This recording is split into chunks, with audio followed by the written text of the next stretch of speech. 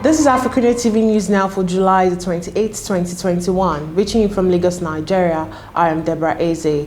First, we begin from Nigeria. The federal government has said the tropical climate in Nigeria, population density, and other factors such as high number of international travelers and local movement puts the country at risk of infectious disease outbreaks. It disclosed that the country in the last 1 month has been responding to an outbreak of cholera across the state, an increasing number of Lassa fever cases, a recent monkeypox case reported in the United States with travel history from Nigeria, and weekly reports of yellow fever and measles. Minister of Health Dr. Sage Enhanire stated this at the virtual opening of the Nigerian Conference of Applied and Field Epidemiology organized by the Nigeria Center for Disease Control, NCDC, in Abuja. It revealed, however, that government has prioritized measures to strengthen the nation's health security and has continued to prioritize investments in that area. Enhanire said, and I quote, "We have also continued to strengthen government's ownership of our field epidemiology training program with coordination by NCDC on behalf of the Federal Ministry of Health and in collaboration with the Federal Ministry of Agriculture and Environment."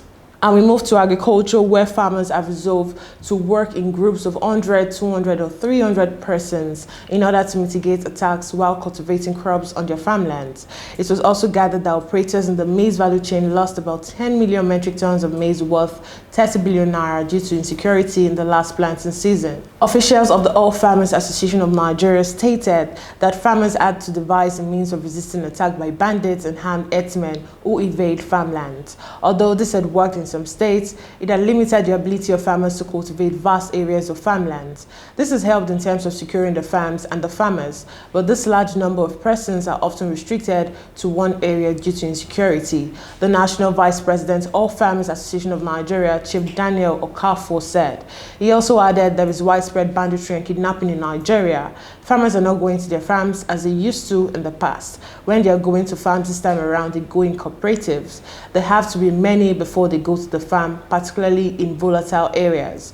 However, he urged the federal government to address the security concerns in Nigeria, stressing that aside from its negative impact on food prices, it was adversely affecting the ability of farmers to produce crops for export. And away from that story and onto the African scene, President Alassane Ouattara of Ivory Coast greeted his predecessors and long-standing foe Laurent Gabagbo on Tuesday in effort to diffuse political tension in the West African country. It marked the first time Ouattara and Gabagbo met since the Ivory Coast 2010-11 civil war, which claimed more than 3,000 lives. In the last month of his stormy rule from 2000 to 2011, Gabagbo rejected defeat by Ouattara in a presidential ballot.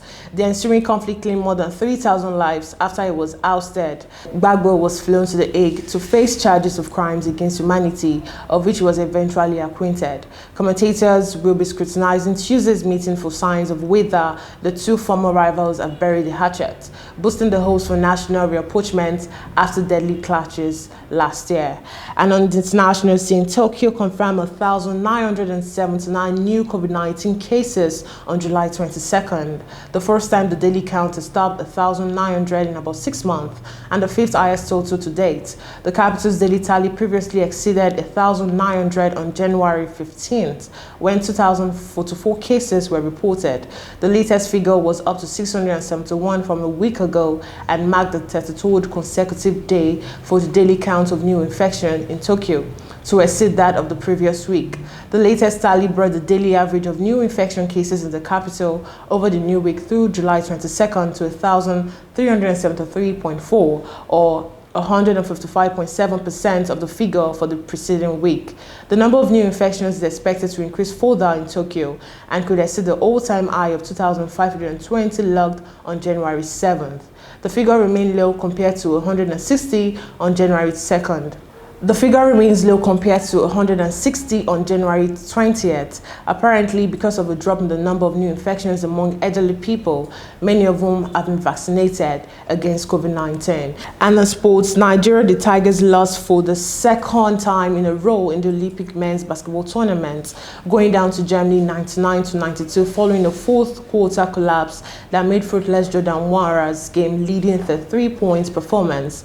It was an incredible display from the Nigerian number 33 as he nailed 7 3-pointers to go with 7 rebounds.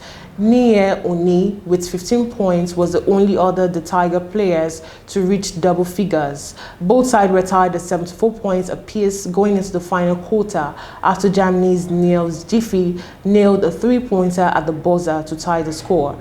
But in a game in which both sides were desperate for a win after losing their respective openers, it was the German who carried on with the momentum from the third quarter as they raced to a 95-81 lead. And that's all we can take on AFRICUNIA TV News. For more stories, you can visit our website on africunia.tv, follow us on our social media platforms and join Team and Pangram. Subscribe to our YouTube channel, like, and drop a comment for us on the comment section. I am Deborah Eze. Thanks for watching.